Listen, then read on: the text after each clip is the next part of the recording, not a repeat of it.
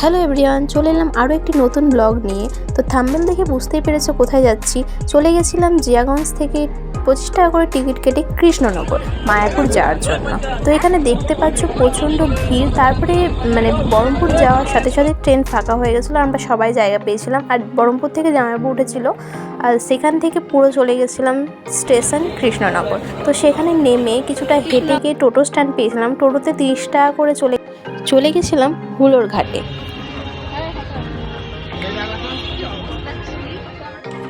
সেখানে 3 টাকা করে, আমরা ছিলাম 4 জন, তো 3 টাকা করে টিকিট কেটে চলে গেছিলাম ওই পার।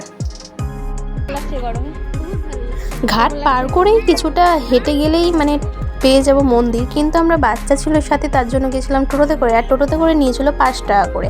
আর কিছু খেয়ে নিলাম, কারণ আমরা সকালবেলা কিছু না খেয়ে বেরিয়েছিলাম, সেই কারণে তার জন্য কিছু লুচি খেয়ে নিলাম। লুচি 30 টাকা প্লেট নিয়েছিল, প্লেটে 5টা করে ছিল। আর লুচি তরকারিটা প্রচণ্ড সুন্দর ছিল খেতে, আমার তো ভালো লেগেছে।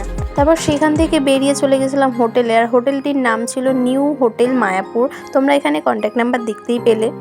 হোটেলে পৌঁছেই তো বাবু পুরো শুয়ে পড়েছিল, কারণ প্রচণ্ড ক্লান্ত হয়ে গেছিলো। আর আমরা তারপরে কিছুক্ষণ রেস্ট করে স্নান টান করে বেরিয়ে পড়েছিলাম। আমাদের গদা ভবনের টিকিট কাটা ছিল, সেখানে 80 টাকা করে টিকিট নিয়েছিল খাবারের, প্রসাদের, মহাপ্রসাদের ভোগ সেটা।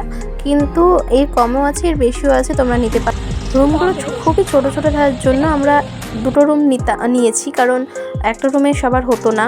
আর জামাইবাবু আর আমার বর ছিল একটা রুমে, আর আমি, দিদি, বাবু ছিলাম আর একটা রুমে। তো দেখতে পাচ্ছ এখানে চলে এসেছিলাম গদা ভবনে, খুব সুন্দর। এখানে আমাদেরকে নিজেরাই থালা নিয়ে গিয়ে খাবারটা নিতে হয়েছে। আর এখানকার বলতে হয় না, প্রসাদ তো খুব সুন্দরই খেতে, আর আরও সুন্দর ছিল, দারুণ খেতে ছিল। তোমরা এখানে আসতে পারো, দেখতে পারো। আর জায়গাটাও খুব সুন্দর। আর আমরা নিচে বসে খেয়েছিলাম, কারণ বাবুকে নিয়ে ওপরে বসে খাওয়াটা খুব প্রবলেমের, এই জন্য।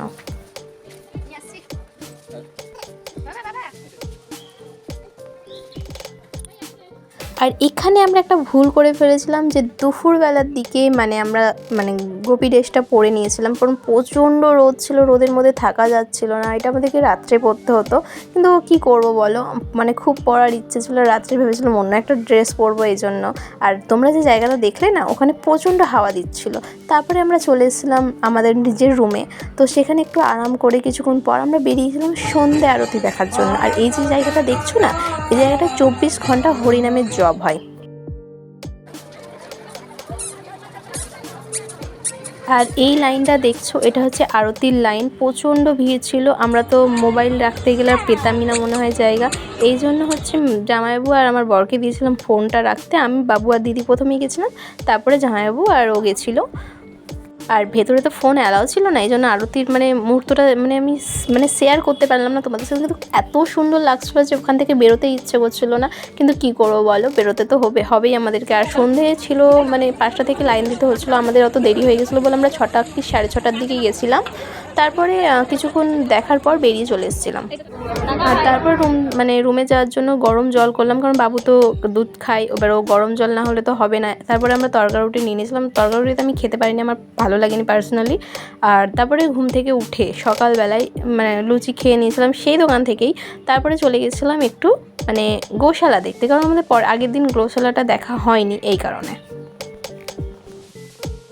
চারিদিকে গরু তোমরা দেখতেই পাচ্ছ, আর এত জোরে জোরে আওয়াজ করছে, আমার বাচ্চাটা আনন্দ, খুব আনন্দ, ও হাম্বা দেখতে খুব ভালোবাসে।